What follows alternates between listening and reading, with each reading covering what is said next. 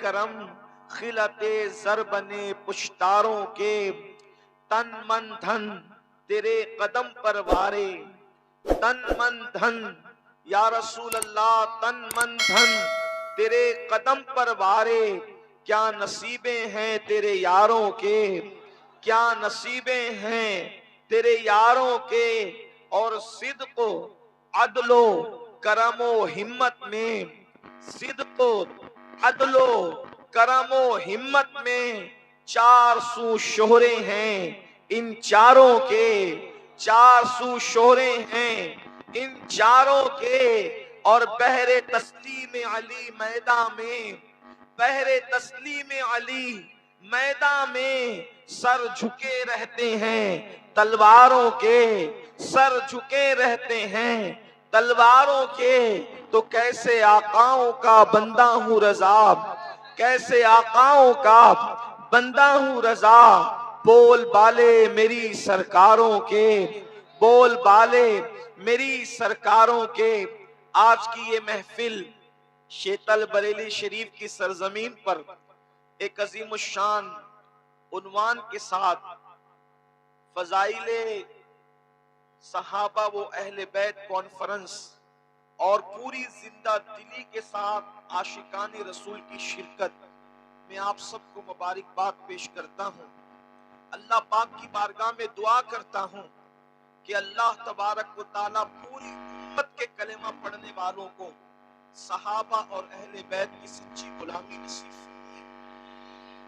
میں نے جس آیت کریمہ کی تلاوت کی ہے، اللہ تبارک و تعالیٰ اس کے متعلق مجھے حق کہنے اور آپ سب کو حق سن کر اس پر عمل کرنے اور اسے عام کرنے کی توفیق عطا فرمائے۔ مجھے یہ بتایا گیا تھا کہ 1 بجے تک محفل ختم ہونی ہے، 12:10 کے قریب ہو رہی ہے۔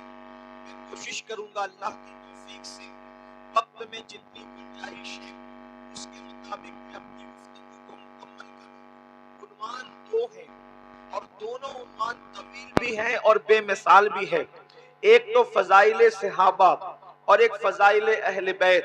میری گزارش صرف اتنی ہے کہ کوئی کسی مکتبہ فکر سے ہو، صرف اور صرف تعصب کی اینک کو ہٹا کر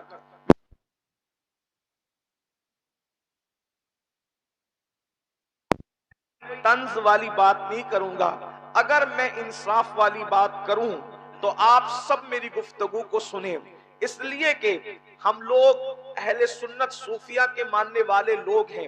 ہم لوگ چڑھانے والی بات یا آگ لگانے والی بات نہیں کرتے، بلکہ ہمارے امام کی یہ تعلیم ہے جنہوں نے 14ویں صدی میں پوری امت کو دعوت اتحاد دی ہے کہ داعیانہ اسلوب کے ساتھ حق کی طرف بلاؤ، یہی اسلاف کا طریقہ ہے۔ ایک بات میں آپ سے کہنا چاہتا ہوں، میرے آقا صلی اللہ علیہ وآلہ وسلم کے دیوانوں، ایک سوال پیدا ہوتا ہے، اصحاب سے محبت کیوں کریں، اولاد سے محبت کیوں کریں، دونوں سے محبت کرنے کی وجہ کیا ہے؟ تو آئیے تھوڑی سی تمہید سن لیں۔ آپ نے مکمل جذبات کا ثبوت دیا، اب آپ کی توجہ چاہتا ہوں، جوش سے نہیں ہوش سے گفتگو سننا، اس لیے کہ یہ میں کوئی خطیب نہیں کہ خطابت کے جوہر دکھاؤں، صرف اپنے دل کا درد اس وقت امت کے سامنے رکھنا چاہتا ہوں۔ اصحاب اور آل سے محبت کیوں کریں؟ محبت کرنے کی وجہ تو کچھ ہونی چاہیے، اس لیے کہ بے سبب کسی سے محبت نہیں ہوتی۔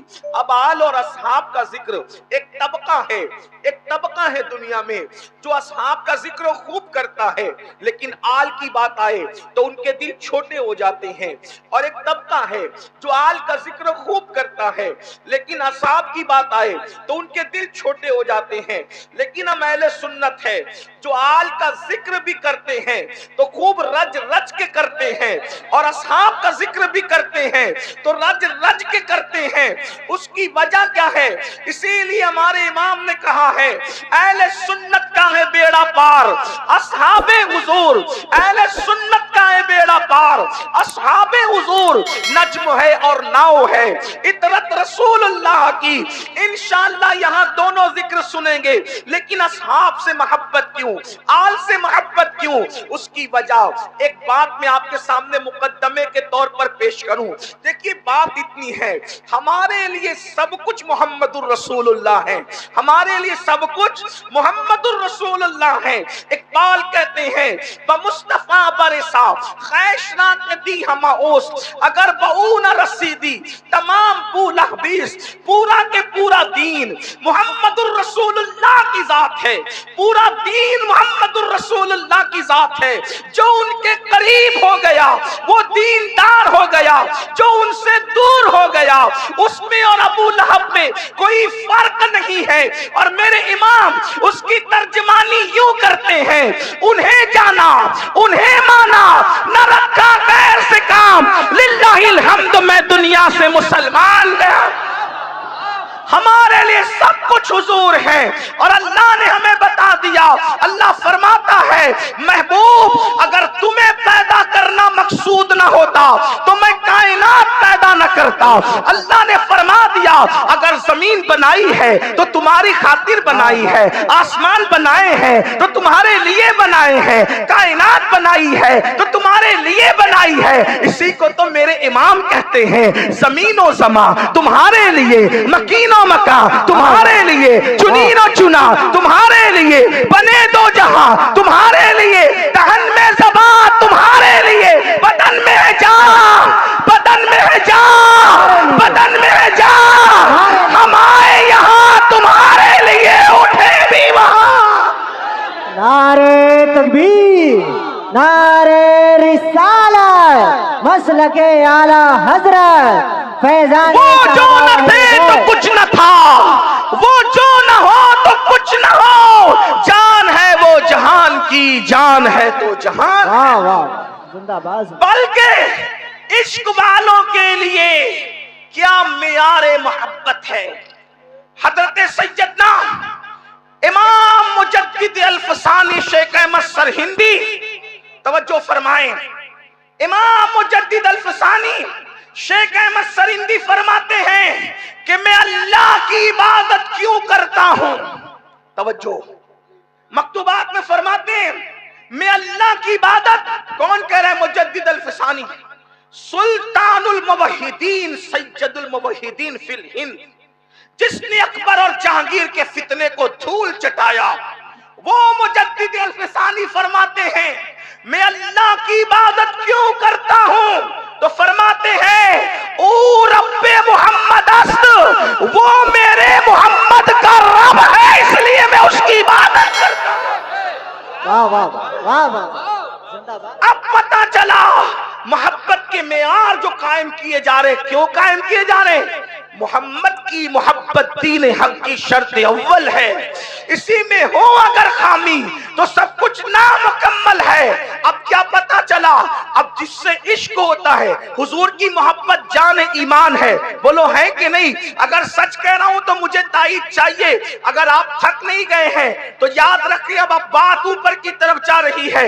हुजूर की मोहब्बत जान ईमान है, हुजूर की मोहब्बत ऐन ईमान है। जो हुजूर से जितनी मोहब्बत करेगा वो उतना पक्का मोमिन होगा। और याद रखना, जिससे मोहब्बत होती है उसकी गली से भी मोहब्बत होती है, जिससे मोहब्बत होती है उसके शहर से भी मोहब्बत होती है, जिससे मोहब्बत होती है उसके महबूबों से भी मोहब्बत होती है। बल्कि आशिकों का वतीरा क्या है?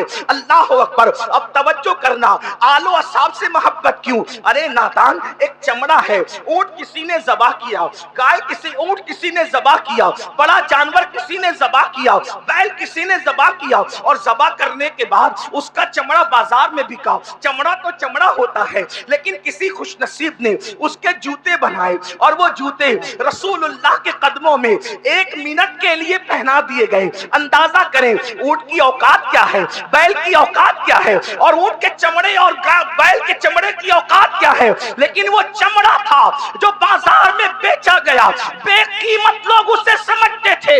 लेकिन खुशनसीबी ये कि वो सिर्फ 1 मिनट के लिए, 1 मिनट बहुत बड़ी बात हो गई, 1 सेकंड के लिए